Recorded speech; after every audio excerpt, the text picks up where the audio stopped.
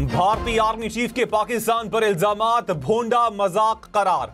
ISPR का भारत को मुंह तोड़ जवाब। कहा, पाकिस्तान को दहशतगर्दी का मरकज करार देना बेबुनियाद है। बयान, भारत के पिटे हुए मौकिफ के मुर्दा घोड़े में जान डालने की नाकाम कोशिश है। बयान, सियासी मकासद के तहत दिए गए। भारतीय फौजी ऑफिसर पाकिस्तान में दहशतगर्दी करते रंगे हाथों पकड़ा गया। भारत का हकीकत को तस्लीम करना ज्यादा मुनासिब होगा। उम्मीद है भारतीय फौजी क़यादत का रवैया सियासी जरूरतों के मुताबिक नहीं होगा। तर्जुमान पाक फौज का भारतीय फौज के मजालिम के शिकार अफराद से इजहार हमदर्दी। ISPR ने कहा, भारत में मुसलमानों की नस्ल कुशी दुनिया के सामने बेनकाब हो चुकी। अक़लियतों पर जुल्म और दीगर ममालिक में पुरतशद्दुद कार्रवाइयाँ सब पर आईयाँ हैं। भारतीय फौज के मकबूजा कश्मीर में इक़दामात इंसानी हकूक़ की खुली खिलाफ वर्जी हैं। भारतीय आर्मी चीफ का बयान, मकबूजा कश्मीर में मजालिम से तवज्जो हटाने की कोशिश है।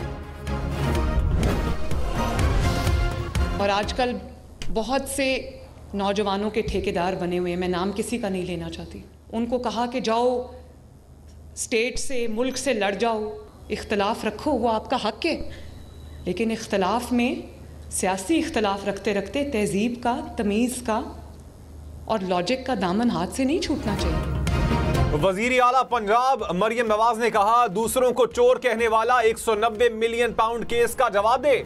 बंद लिफाफे में काबीना से मंजूर करवाकर किसके जाती अकाउंट में पैसे गए। बल्दले में हीरे की अंगूठियां, बनी गाला में जमीन मिली। खैबर पख्तूनख्वा हुकूमत ने कई बार पंजाब पर हमला किया, कभी नहीं कहा कि मेरे लिए बाहर निकलो, सड़कें तोड़ दो। सियालकोट में स्कॉलरशिप तकरीब से खिताब में मजीद कहा, अपने बच्चे महफूज, दूसरों के बच्चों को जलाओ घेराव का कहा गया। PTI की सारी तवज्जो आग लगाने पर है। हुकूमत ओपन केसेस बनाती है, अदालतें शट कर देती हैं। ऊंची ऊंची तकारीर से झूठ सच नहीं बन जाता।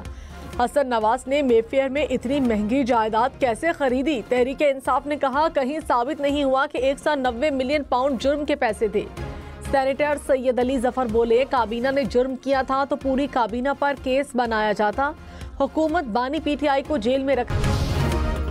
9 मई मुल्जिमान का ट्रायल मिलिट्री कोर्ट में ही होगा। वजारत दिफा के वकील ख्वाजा हारिस के सिविलियंस के मिलिट्री कोर्ट्स में ट्रायल से मुतालिक केस में दलाइल।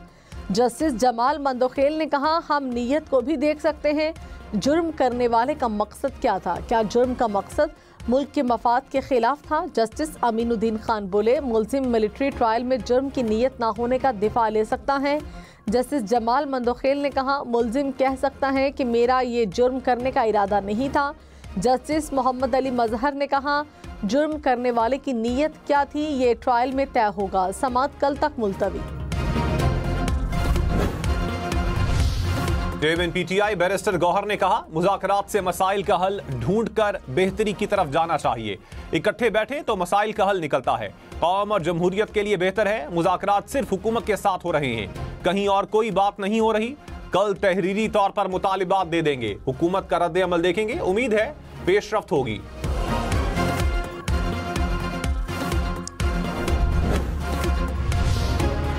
वज़ीर आज़म के मुशीर राना सनाउल्लाह ने कहा, PTI सियासी कैदियों की फहरिस्तें फिर जवाब देंगे। जमहूरी और सियासी निज़ाम में मुज़ाकरात बुनियादी तकाज़ा होते हैं। PTI के तहरीरी मुतालबात पार्टी और इत्तेहादियों के पास लेकर जाएंगे। तहरीरी मुतालबात पर बहस के बाद इनको जवाब देंगे। मौलाना फजलुर रहमान ने कहा, सियासत में मुज़ाकरात के कायल हैं। हुकूमत और PTI में बातचीत हो रही है तो अच्छी उम्मीद रखनी चाहिए। मामलात को सियासी अंदाज में हल करने का कायल हूँ। अवाम का एतमाद बहाल होने तक निज़ाम नहीं चलेगा। जमहूरियत की बेहतरी के लिए इलेक्शन को बेहतर करना होगा।